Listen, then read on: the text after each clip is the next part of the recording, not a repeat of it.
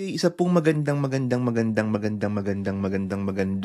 araw po sa lahat po ng mga kabayan ka-updates sa Luzon, Visayas, Mindanao, buong Pilipinas, saan mang panig man po kayo ng mundo. Magandang araw po. Ako po ang inyong virtual SMDC International Property Specialist.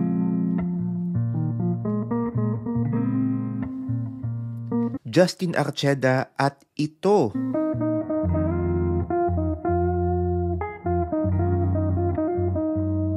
ang SMDC Podcast.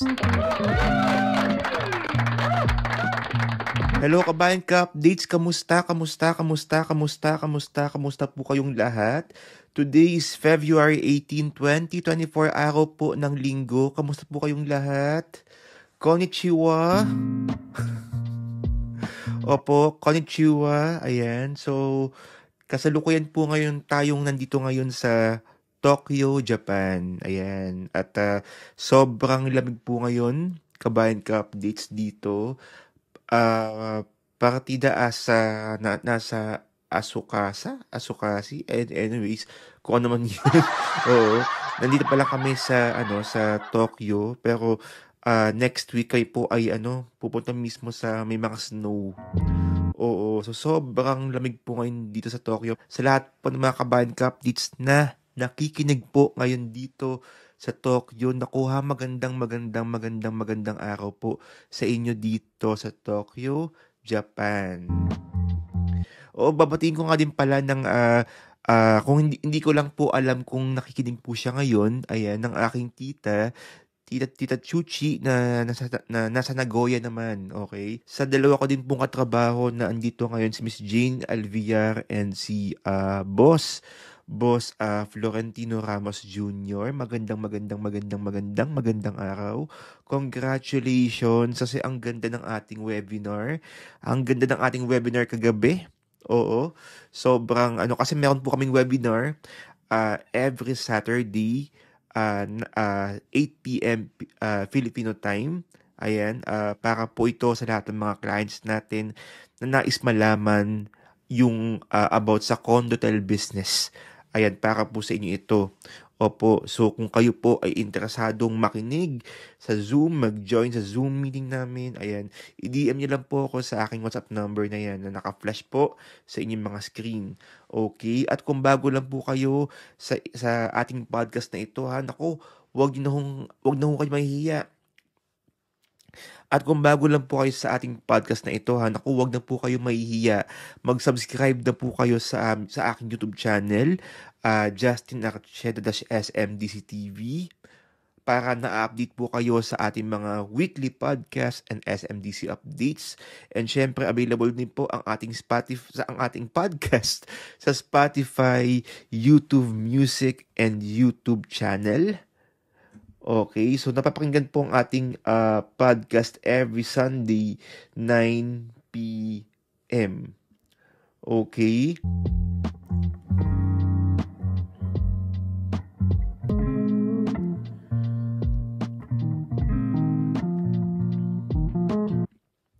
Gusto ko nga din palang sabihin ng mga kabayan ka-updates sa mga hindi pa pala nakakapanood ng ating mga updates ng last time na na-upload ko. I think this is last Thursday, kung di ko nagkakamali, SMDC Ice Tower Reso.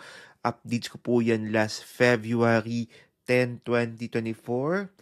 Okay, and ito po yung sa last podcast naman natin, February 11, yung All About Gold City updates. Ayan, pakinggan niyo po, no? Kasi ang dami na rin magandang mga sinabi dyan about Gold City. And syempre, ito nga pong Red Residences Quick Tour. Oo, meron tayong in-upload na Red Residences po dyan. Ayan. So, nandiyan po yung link sa baba. Kung sa YouTube man kayo panood o nakapakinig, meron po tayong link dyan sa baba. I-click nyo lang po iyan, no, para po at least na-update din po kayo sa Red, sa Gold, ayan, and sa Ice Tower Reso.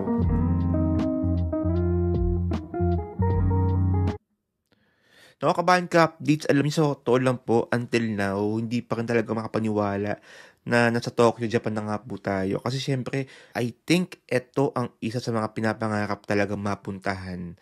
Oo, parang sa lahat ng Asian countries, ito yung medyo isa sa mga nilook forward ko kasi ang dami kong nakitang magaganda, nakirinig na magaganda, no, dito mismo sa, ba to, ah, sa Japan, ayan. Gaya na nga lamang ng weather dito, kabayan ka, dito sobrang lamig. Oo, pero kasi ano kasi ngayon, parang winter ngayon dito. So parang isa ito sa mga Asian country na nabiyayaan ng snow. So, look forward ko ito. Ayan, gustong-gusto ko talagang mapuntahan to next week. Hindi ko alam saan to banda, pero hopefully, ayan, napuntahan natin. And hindi pa pala ako nakakapunta sa sa Hachiko. Oo, tapos saan pa ba? Sa iba't iba pa, sa ano pa, marami pa akong hindi napupuntahan actually, pero ang isa sa pinakasigurado ko sa Monday, Mount Fuji po tayo. Because gusto ko talaga i-push yung Mount Fuji na yan. Okay? At saka kabahan ka updates, tayo po ay nagpunta, ito yesterday lang, no? Yesterday. Ako po ay nagpunta sa Disneyland, Tokyo Disneyland. Oo, naku ha, sobrang nakaka-amaze. Though, grabe lang ang ating pinagdaanan bago makarating doon sa Tokyo Disneyland. Oo, kasi sobrang nakakalito po ang mga train station dito. Ang daming mga linya, ang daming mga lines ng dito sa dito mismo sa lugar na ito. So minsan sa Google Map, syempre susundin mo yung Google Map, pero hindi mo alam kung sa anong station ka kasi may mga pagkakataon magkalapit lang naman or may times na magkalayo. Minsan delay pa internet. Oo, hindi ko alam kung ako lang pero talagang nalilito talaga ako, kabayan ka updates, no. So imagine kahapon, ako po ay nag-shoot ng mga videos.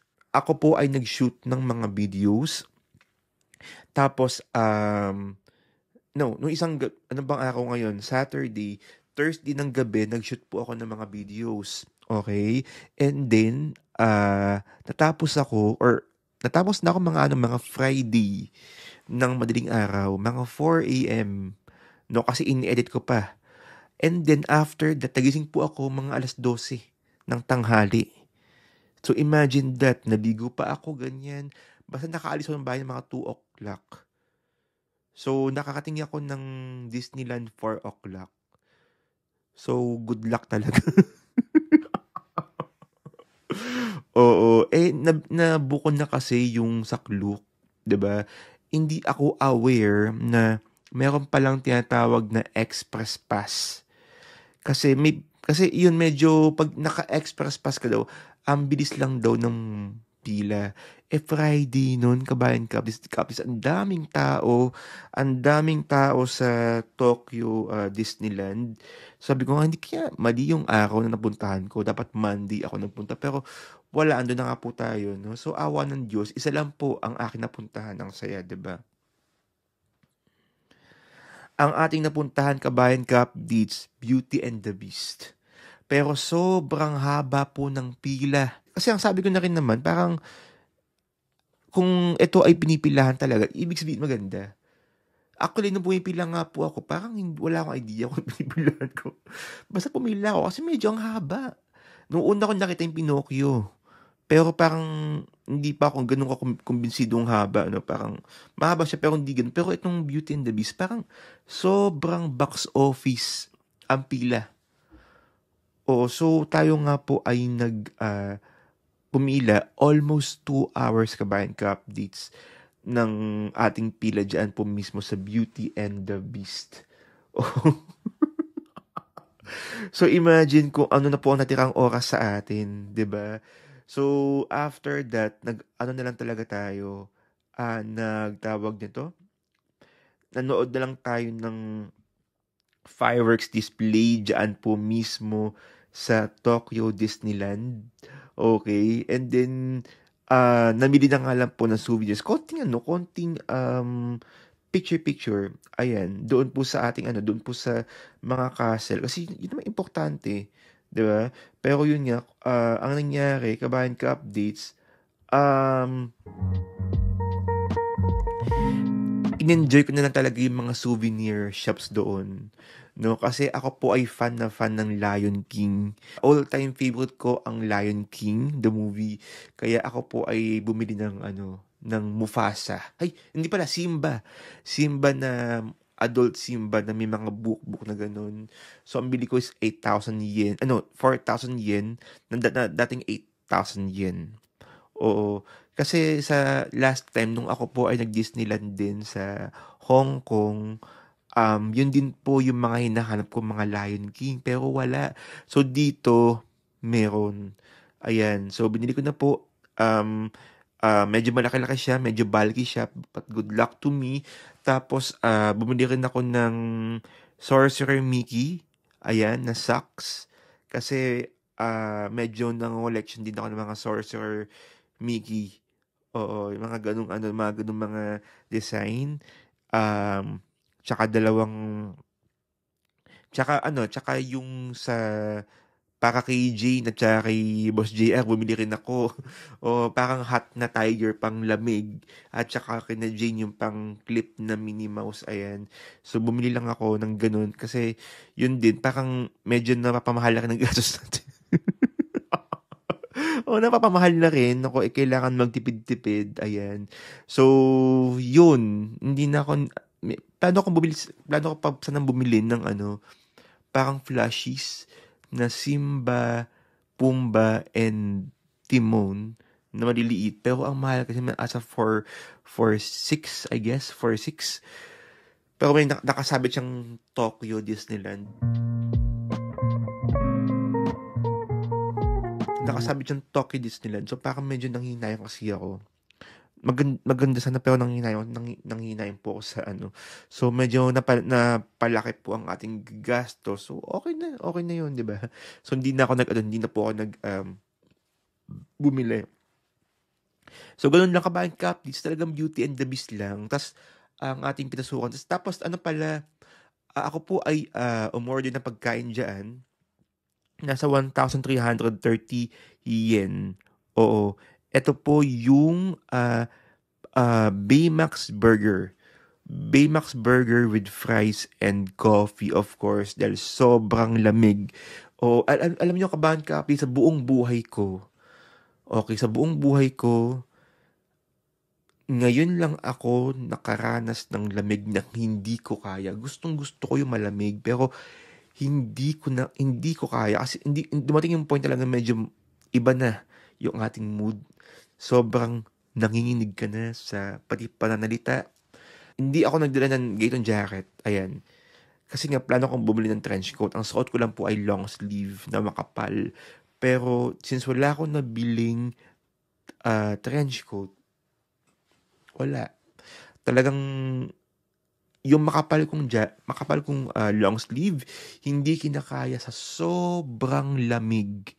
Oo. Tapos yung ginagawa-gawa ni JM De Guzman, doon sa dating Cold Red Honey, ganun, ganun, ganun. Sobrang, wala na ako nare-release na body heat talaga.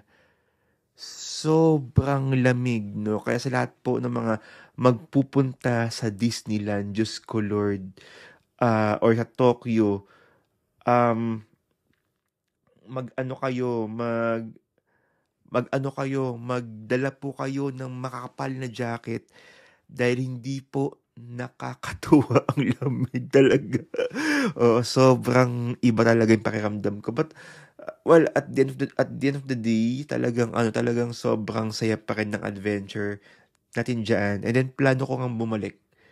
Oo, meron pang tinatawag ng Disney Sealand. Oo, kung hindi nagkakamali. Baka bumalik ulit po ako dito. And this time, medyo magabagong buhay talaga ako sa oras ng aking pagpunta. And hindi ko pa natatry yung Universal Studio. Hopefully, matry na rin po natin. Ayan. Naku, kaya po sa lahat po ng mga kabayan naka-updates na may planong magpunta ng Tokyo, Japan, ako, I suggest ayusin niyo po yung mga itineraries niyo. Magdala ng makapal na jacket, magdala ng vitamin C, ng mga gamot, ano pa ba? at malakasang itinerary. Yung malakasang itinerary na kailangang masunod talaga. Oo, kasi minsan ang lamig dito ay nakakaantok talaga kabayan ka updates, maniwala kayo sa akin. Ako gustong-gusto ng lamig pero etong lamig na 'to, ay naku iba talaga. Pero pinipili na lang natin maging masaya, 'di ba?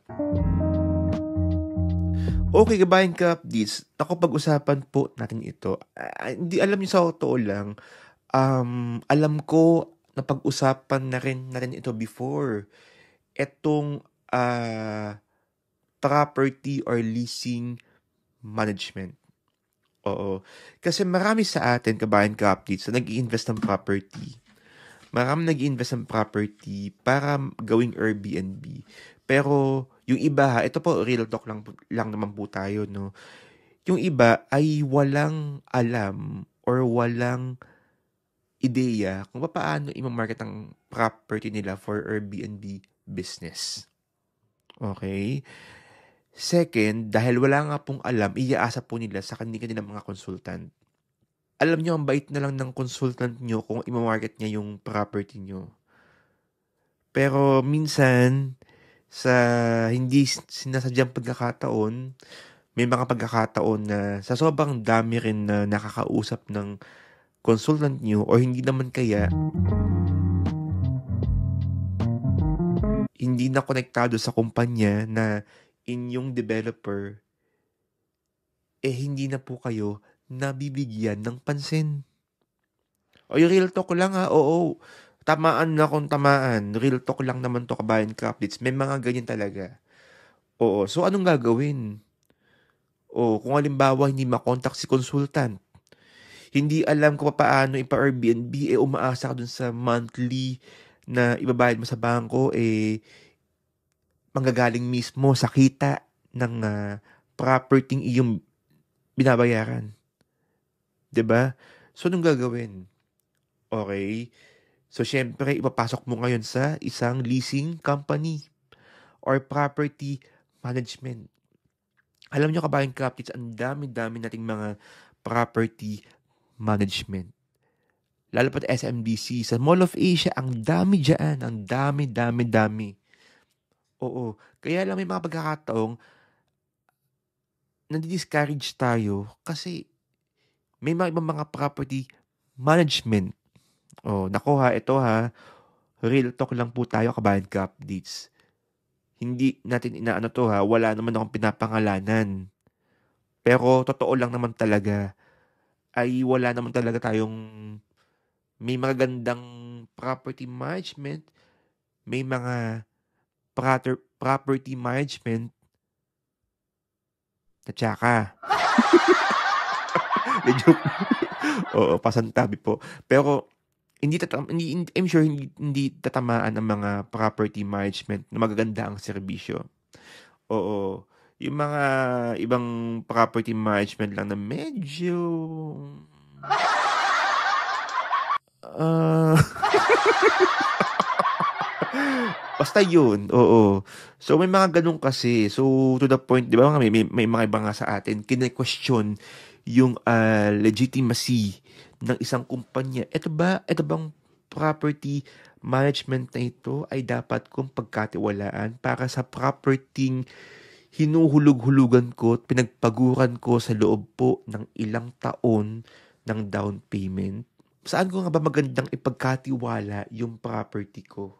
Or hindi naman kaya may plano ko kumuha ng property pero saan nga ba magandang location? Saan nga ba magandang tinatao? Or saan nga ang pangat ng tinatao? Ang pangat niya, tinatao ba ang term? Tinatao? O tama, tama naman. Sino nga ba ang property manager na dapat kong pagkatiwalaan? Okay, nakakabayan ka updates, eto na. Narito na po ang property management na kung saan hindi ka na mai-stress, hindi ka na mamumroblema sa inyong housekeeping, check-in, check-out assistance, hindi ka na mamumroblema papaano i-market yung unit mo para magkaroon ng guest. Okay? So, eto kabayan ka-updates. And I am very proud to say na kabilang po tayo dito.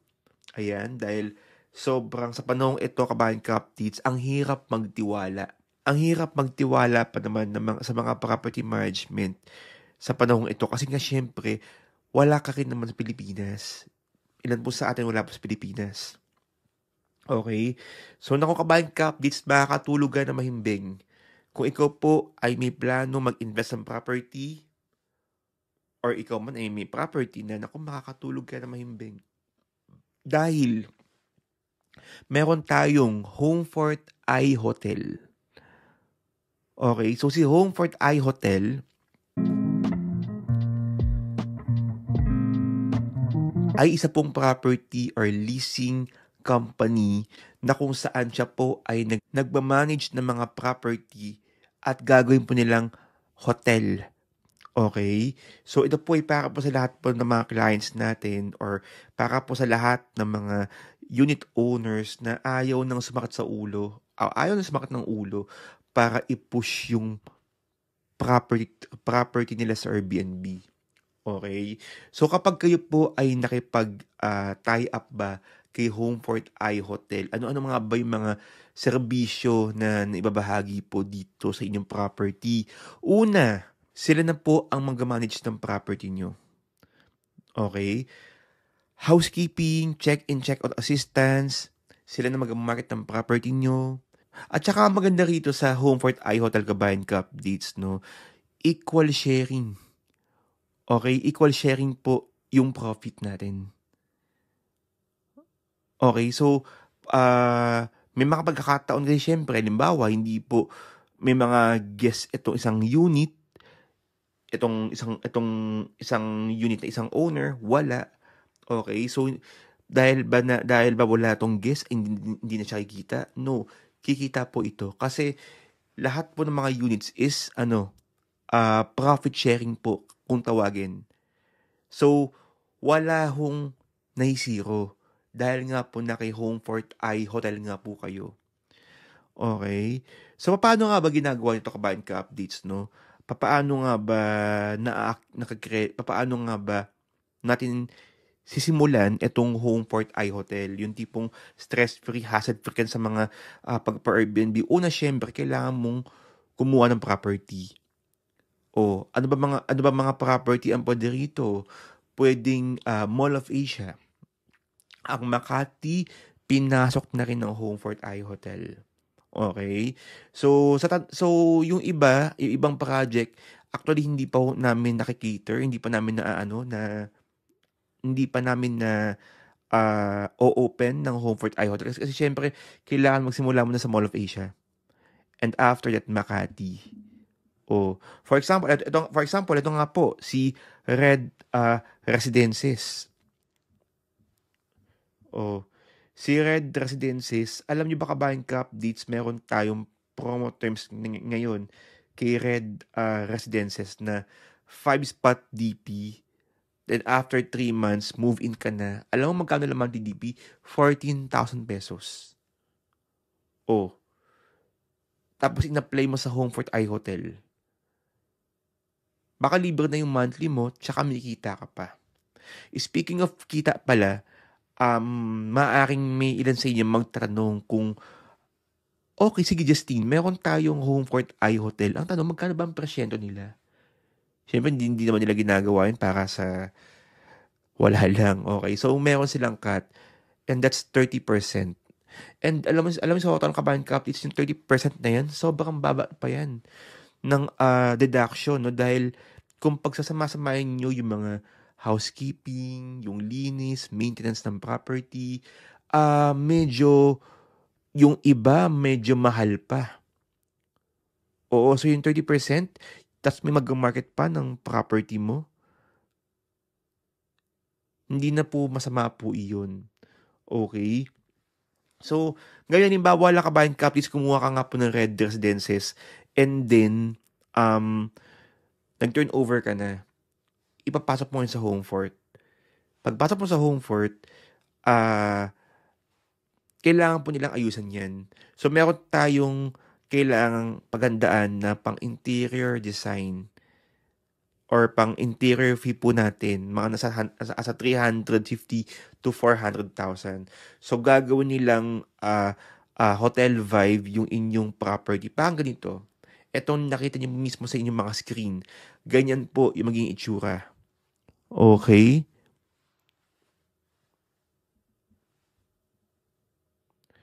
Kasi kailangan talaga na medyo maganda talaga yung magmukhang hotel talaga ang inyong property. So, ganyan po maging itsura na niyan, no? So, after that, tsaka na po nila i-market. Okay? I-market na nga po nila yung inyong mga property. Pero kasi sa akin talaga, kabayan Capbits, I suggest, no? Hindi lang syempre maganda na ah, pocket home fort, parang okay na, maganda na yung ba 'to, yung magiging kampante na tayo kasi may market na sa ating unit. Mas maganda pa rin talaga na siyempre since dapat day one pa lang, inaaral na nga po muna natin yung ating property na pinipili. O what if kung halimbawa yung property mo pinili, walang view, kikita ba yun?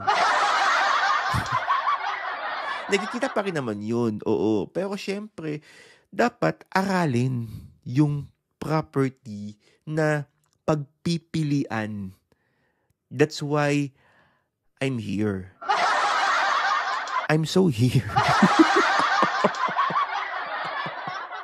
Oo, ganun po kabayan ka updates, no? So, dapat talaga, um,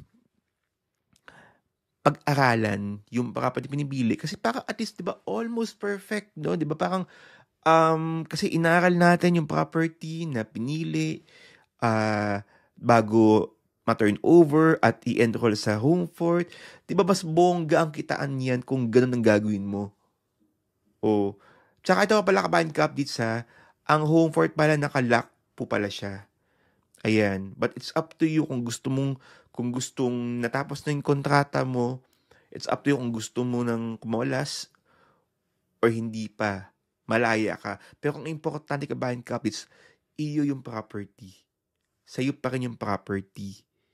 Okay? So, parang sa Grab, 'di ba? Sa Grab, kumuha ka ng kotse, o pinag-Grab mo, siya bahala sumagot ng monthly mo. Ang tanong, after 5 years, kamusta? Ito, kumuha ka ng property, binihisan mo, tapos in-enroll mo sa home fort, nagagamit yung property mo, nagagamit, pero tumataas yung property, yung value ng property.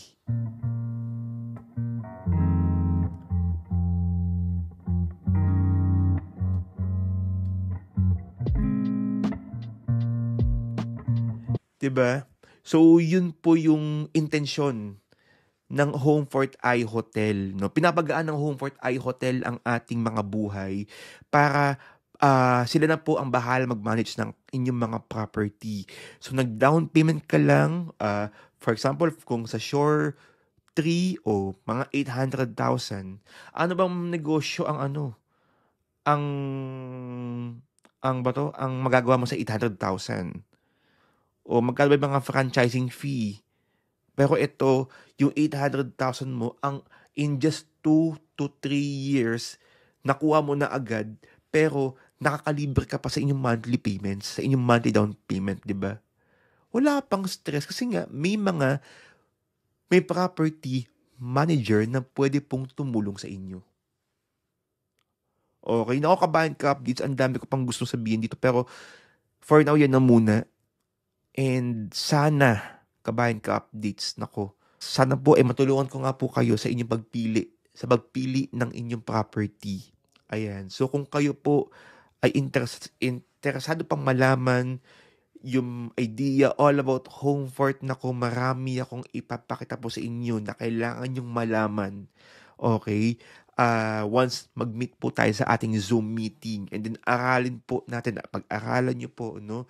So, i-DM nyo lang po ako, no? Kung gusto niyo malaman ng buong detalye po ng paano nga ba mag-set up ng condotel or home fort I hotel. I-DM niyo lang po ako sa aking WhatsApp 6391528143556 6391528143555.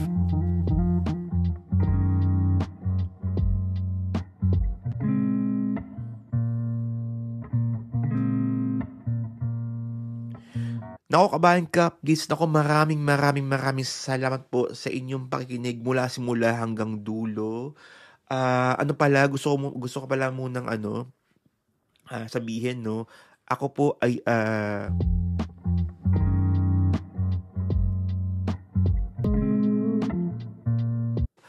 po ay nakikiramay sa aking pinsan at sa kanyang pamilya, ayan, sa ah, para sa aking tito na si Tito Roger, Rogelio Archeda. Siya po ay sumakabilang buhay last February 12, kung di nagkakamali, 2024. Ako po ay nakikiramay and nako insan, oo, mahal na mahal kita. Isang napakahigpit na yakap sa'yo insan. And see you po, ayan, see you sa Iloilo. Pagbalik from Taiwan, ako po ay pupunta ng Iloilo because kahit pa paano para mapagaan. And syempre gusto ko din kamustahin talaga ikaw insan. So, ako po ulit ay nakikiramay and ito ko dyan, maraming salamat po sa lahat po ng mga kabutihan na ibinigay niyo po sa akin. Ayan, sa mga panahon na tulungan niyo po ako nung ako po sa elementary pa lamang. Nako, maraming salamat po. Okay kabayan ka-updates, kung kayo po ay nakikinig sa ating Spotify, YouTube Music, nako, don't forget to follow my Spotify account or YouTube Music, and syempre sa aking YouTube channel, Justin Archeda-SMDC TV. Please like, subscribe, and hit the notification bell para mas tuloy-tuloy po ang ating updates all about SMDC. Huwag nyo rin po kalimutang i-like po ang aking Facebook page, Justin Archeda-SMDC TV. Ay, sorry, SMDC Kabayan Investments pala. SMDC Kabayan Investments and TikTok and Instagram. Muli po, ako po ang inyong virtual SMDC International Property Specialist Justin Archeda na patuloy pong nagpapaalala po sa inyo, kabayan ka-updates. Sabay-sabay po tayong lumipad, umangat at mangarap. Again, maraming salamat po. Stay safe ha, and happy investing.